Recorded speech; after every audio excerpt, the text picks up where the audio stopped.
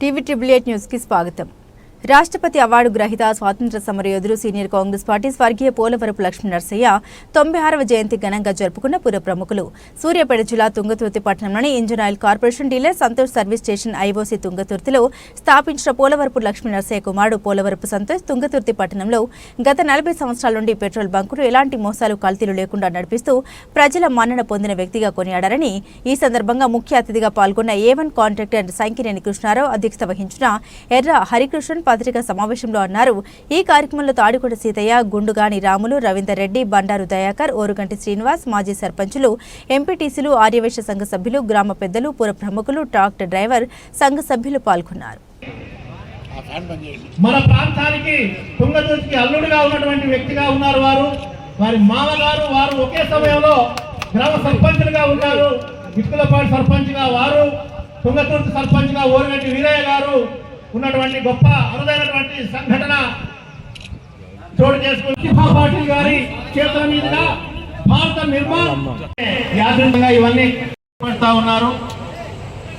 అదేవిధంగా 40 వసంతాలు పూర్తి చేసుకున్నటువంటి ఈ సంతోష్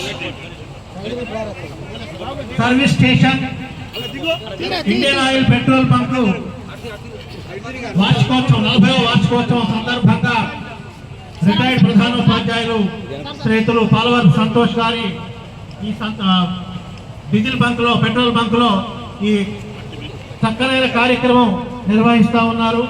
పుర ప్రముఖులందరూ కూడా ఆ నిర్వహించినటువంటి బాధ్యతలు ఉన్నంత వరకు ప్రజలలో ఎప్పుడూ గుర్తుండిపోయేటువంటి అవకాశం ఉంటుంది. అలాగనే ఈ కార్యక్రమాన్ని మర్చిపోకుండా నిర్వహిస్తున్నటువంటి వారి కుటుంబ సభ్యులకు ప్రత్యేకంగా అభినందనలు, ధన్యవాదాలు తెలియజేస్తున్నాం. లక్ష్మీ నరసయ్య గారు అనేక రకాలుగా ఆర్థికంగా ఉన్నా కూడా అప్పుడున్నటువంటి సమయంలో ప్రజలను చైతన్యం చేయడంలో స్వాతంత్ర సమరయోధుడే కాదు, ఆయన సేవా కార్యక్రమాలు కూడా బాగా. వాసవి కాలేజ్ అనేది జిల్లా రాష్ట్రంలో మొదటి కాలేజ్.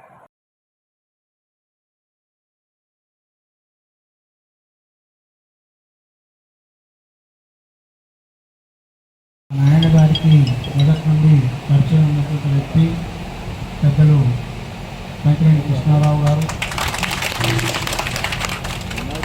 అదేవిధంగా మా అన్నగారు సంగమిత్ర గారు రిటైర్డ్ బ్యాంక్ మేనేజర్ వారు పర్యావరణం లోపల అనేక కార్యక్రమాలలో పాల్గొంటూ భూమి రోజు రోజుకు కాలుష్యభరితంగా అయిపోతుంటే ఇబ్బందికరంగా జరుగుతుంది. ఆఖరికి గాలి కూడా కొనుక్కునే పరిస్థితి వచ్చేటటువంటి పరిస్థితి అనే ఉద్దేశంతో పర్యావరణ పరిరక్షణ కోసం కంకణం కట్టుకొని నిత్యం అదే కార్యక్రమంలో పనిచేస్తున్నటువంటి వ్యక్తి. అదేవిధంగా మరొక మా అన్నయ్య గారు ఆజాద్ గారు నగరికల్ వాసవి కళాశాల స్థాపించినప్పటి నుంచి నేటి వరకు దాని నిర్వహణ బాధ్యతలు నిర్వహిస్తూ సంకినేని కృష్ణారావు గారికి, అలాగే ఈరోజు మేడే నిర్వహించుకుంటూ ఎంతో ఎన్ని పనులున్నా ఇక్కడ వచ్చి ఇంటున్న కార్మిక సోదరులందరికీ మేడే శుభాకాంక్షలు తెలియజేసుకుంటూ, వాస్తవానికి నేను ఇంటర్మీడియట్ చదువుతున్నప్పుడు నేను కబడ్డీ ఆడేటోని, ఆటల పోటీ జరుగుతున్నాయి. అందరినీ కమలాయ్ సార్ ఫిజికల్ అయితే అందరినీ నగరకాల ఆటల పోటీలు అవుతున్నాయి. అడిగి పోయినాం 3 రోజులు ఆటల పోటీలు.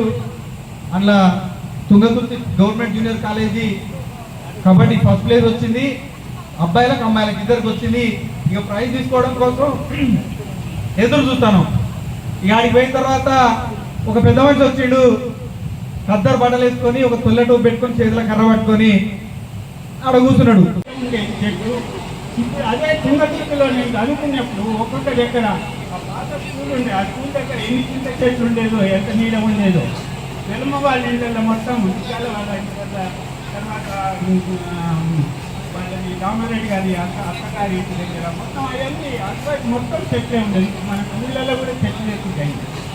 ఈ చెట్లు లేకపోవడం వల్ల చాలా అనర్థం జరుగుతుంది. మిత్రులారా ఇక్కడ చెప్పాలంటే చాలాసేపు ఉంది, ఇంకా మొత్తం మాట్లాడాలి. అయితే ముఖ్యంగా మనం ఎక్కడ వీలుంటే అక్కడ చెట్లు నాటాలి. ఒకరికి బర్త్డే వచ్చిందంటే చెట్లను బహుమతి అడిగండి. పూల సజ్జలను కానీ పండ్లను కానీ ఇవ్వకండి, ఒక చెట్టు ఇవ్వండి. అయితే ఇళ్ళల్లో మాకు చెట్లకు పెట్టుకోవడానికి స్థలం లేదు సార్ అంటారు. రోడన్స్ ఉన్నాయి, మీకు ఒక అలో